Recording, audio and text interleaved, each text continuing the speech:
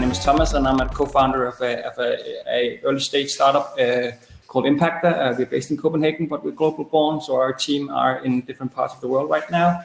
My co-founder Johanna is situated in Australia and has been down there for the past 6 months, both due to the COVID, but also just because some of our main software development is happening down there.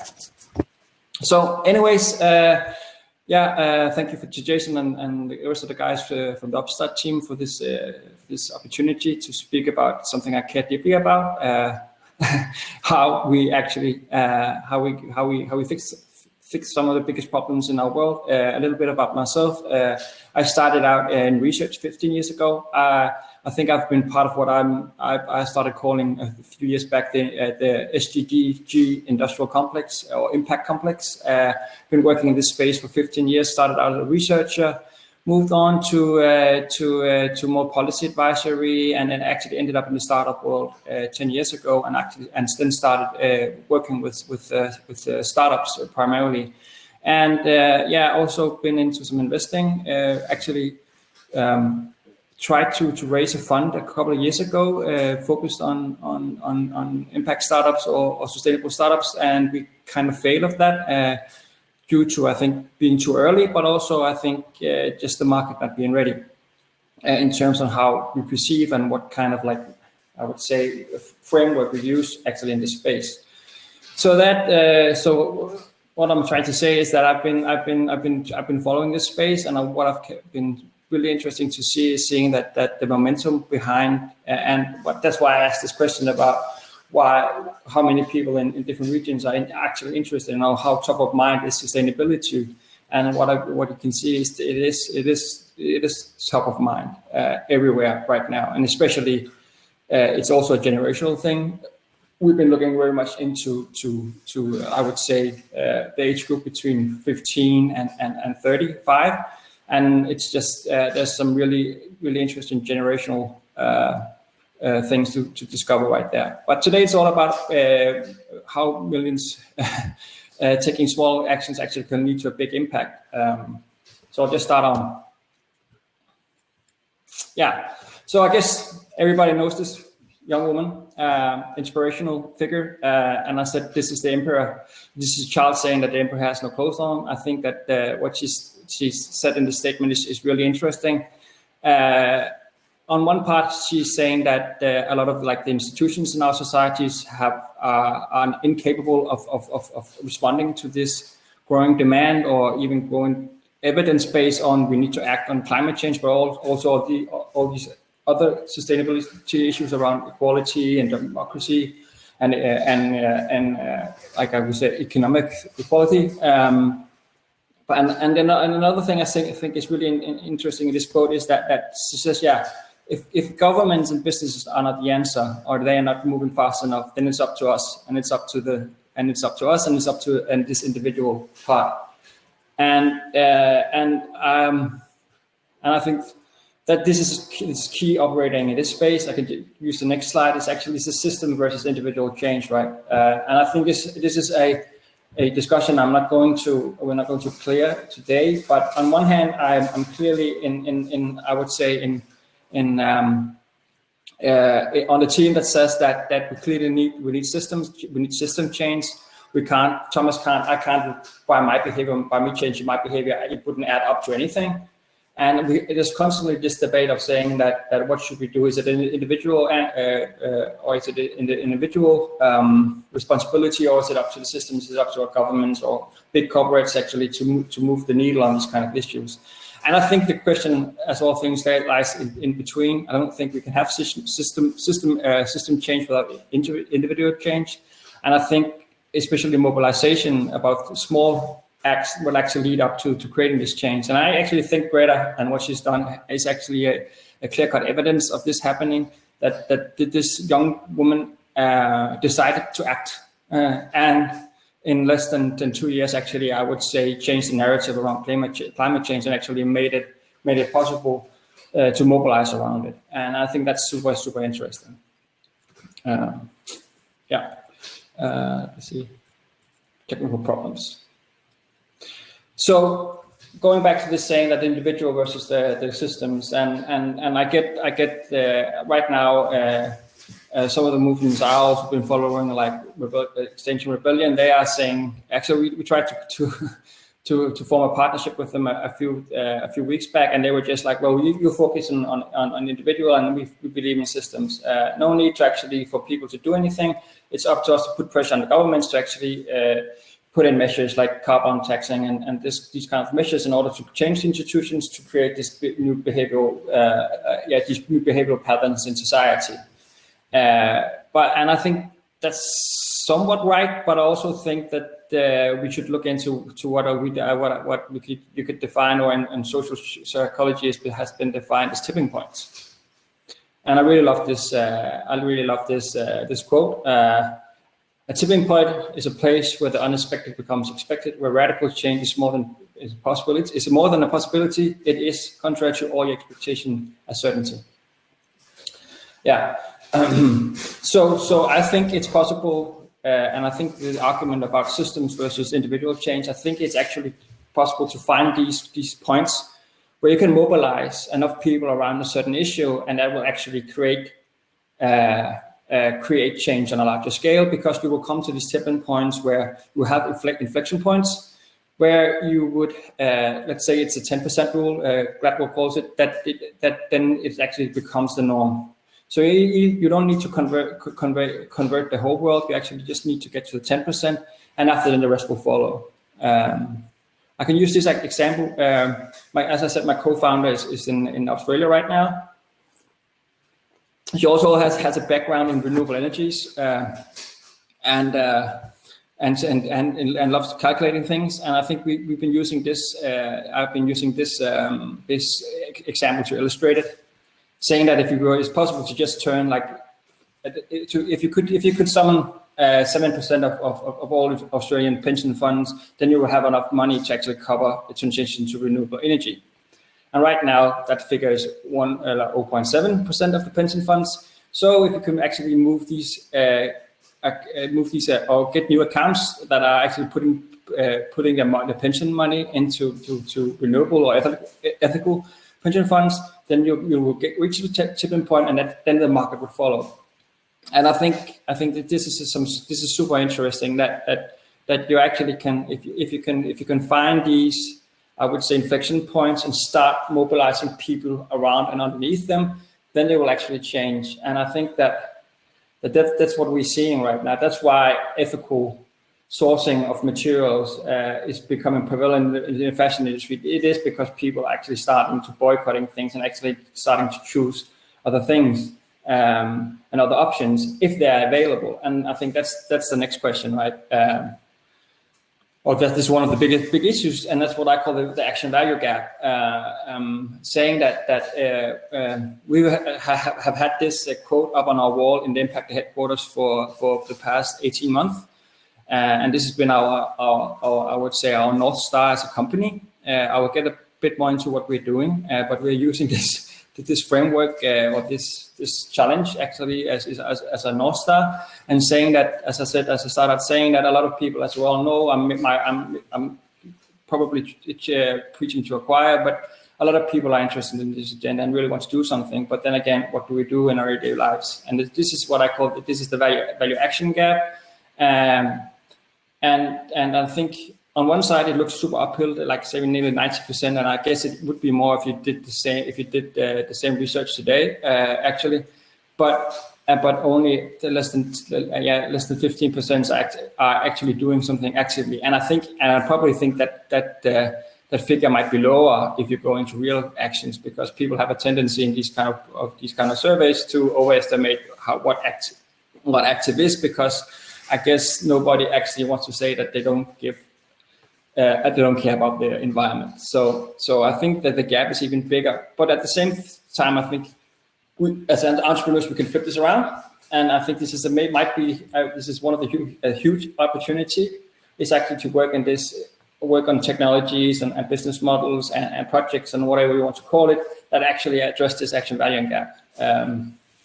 And one thing that's for sure about the action value gap, I think, and this has been shown many times in social psychology, is that we can't educate us out of this, and that's why I used the example of China and Denmark, saying that is it about educational levels? We will get to a point where you get enough information and then we'll just change. It isn't like that, right? At all. So that's why we've been experiencing this. As I said, we're global born in that sense, where we deployed an MVP this winter and it was downloaded in 90 countries, and we have getting so much pull from Southeast Asia, Latin America, and Africa, where you would say that they have a lesser educational background than we have in Denmark, for example, where there's not that much pull from a community. So I don't think it's not about education. It's more about it's more about these things. Of course, it could be information or trust, because I think in this issue about actually living a more sustainable lifestyle or choosing the right things, it's not about information about climate change is happening and all these kind of things. We get bombarded. It's more about information and what to do and concrete matters you can do. And then it's about convenience. And I think that's also why to me it's super interesting coming from what I would call a quote unquote impact space into the tech space and special software development, because the mantra for the past 10 years has been convenience is king. And I think that's super important, because you need to be informed. You need to make it easier for people to actually understand what they can do, where they can do it, and you need to make it super easy. But then you also need to create feedback loops so they actually can see that it actually matters what you do. And maybe that's one of the things, saying that I'm going to show you a bit of a campaign in a few minutes, or in my next slide, where we try to create this. And then it has to be social. And I think because one of the biggest factors for us people behavior, like changing behavior or actually delivering on what we want to do, our idols, is actually what other people do. I don't think you'll never see people start changing their lifestyle based off what they read. They will probably do it by what their next door neighbor are doing or their friends are doing. And then joy. I think that people, and I think that's something we need to address in this. And we're working with these big questions, is actually also make it joyful or joy or fun. And I think these concepts, I think if we can mash them up together in our products, then I think we have a really good sense of our opportunity to close this gap. So I'm just going to use I'm running out of time, so I'm going to use my last two slides really quick. Saying that I'm going to just take the last slide actually, and then I'll go back to this. Okay, so we're building an Impactr, and I promised Jason this is not going to be a product pitch, but what I was meant to do with this keynote was actually to talk about some of the findings and the science we're building our tech on, and what we're building is basically a new social network, and it's based on video. And what we've done besides making it, we try to combine some different things from the app world. So it's a social media driven. In that sense, it's a network. We connect with friends and so on, and it's based on video because it's highly emotive. That's the fun part, but it's also structured about daily actions. It's about social comparison, and it's about gamification. And in that sense, it's about feedback loops, and it's about smart nudging. And what we're trying to do is actually to say, okay, we identified the same kind of value gap on social media right now. Greta can get 10,000 likes on a post about rainforest fires in less than 10 minutes, and she will get a lot of likes, but does that convert into real life action? So what we're trying to do is actually to use the power of that kind of technology and set it in a more game designed setting, and actually see if we can actually then drive these actions. So each daily, if you are on our app, you will get a daily action point you can go in and interact with, and it's set on preferences. So if you want to do something, if you want to do something around climate change, then you will get daily suggestions from the network and your peers about what you can do. It could be change your energy provider. And that's just, I just want to go back to this one, because we are, as I said before, I don't think we're not launched yet. Our final product we're launching in less than a month, but we've been iterating these campaigns, and this is one of the campaigns we've been doing in the past few months, or past months, sorry. And it actually just started out with something we wanted to prototype. I'm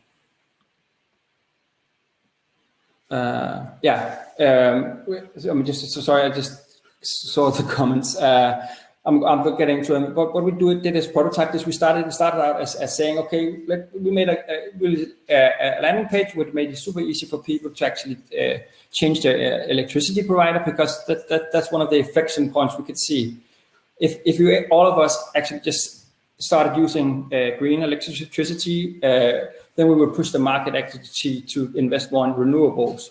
And what started out in 2 countries, in Australia and Denmark, in less than 14 days actually spread organically to more than 25 countries all over the globe, from Denmark to Australia to Nigeria to Indonesia, and even Tobago in Caribbean. So that's super interesting.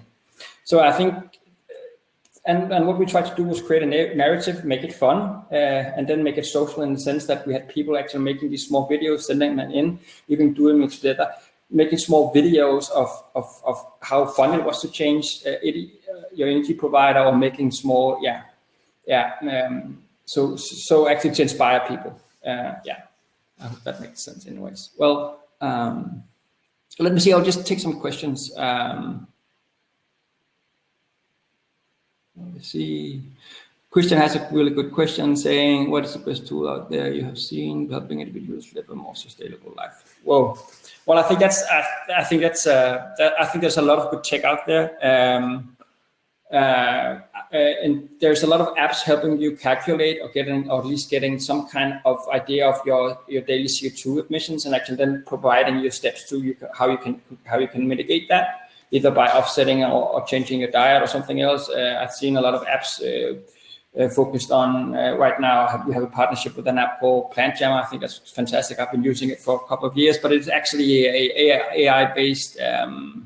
AI-based tool app where you can just go into your refrigerator, see what's left in your refrigerator, and then it will come up with these amazing recipes based on some basic ingredients. And I think that's a super powerful tool, because that ticks off the box of convenience, and it's also even saves you money, right? So there's both like a convenience incentive, a trigger, and even an economic trigger.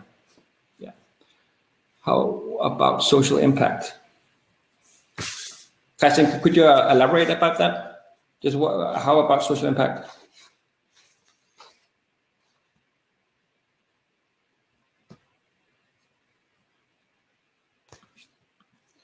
Christian Bergqvist, what do you mean when you say social impact? Well, I think it applies in the same kind of things. It might be easier to stem around, but then again, how do you find social impact? I would say if you go into a lifestyle category like fashion, there's a lot of social impact there, and I think we as an individual consumer can gather around and promote and champion brands or designers that are actually doing something around these issues about your supply chains. And I think that's also an inflection point. If people stop buying stuff from Zara, and start buying stuff from vendors that have a more sustainable supply chain, I think that pretty quickly will lead Zara to looking in depth in their supply chains and actually chase that demand.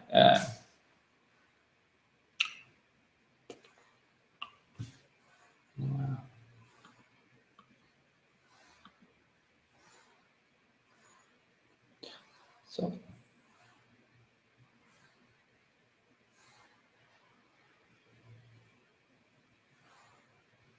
yeah, but anyways, I will just leave our website. As I said, we are launching our app, a full version of the app in less than a month, on October the 14th. And I welcome you all to, of course, look at our website and connect with me on LinkedIn. And if you have a quote-unquote sustainable brand or a cause or a NGO, and you want to connect in a real authentic manner with I would say, prime audience, get in touch with me, because we'll be running these campaigns and also leveraging these daily options. And so please contact me if you want to become a partner and connect with our community.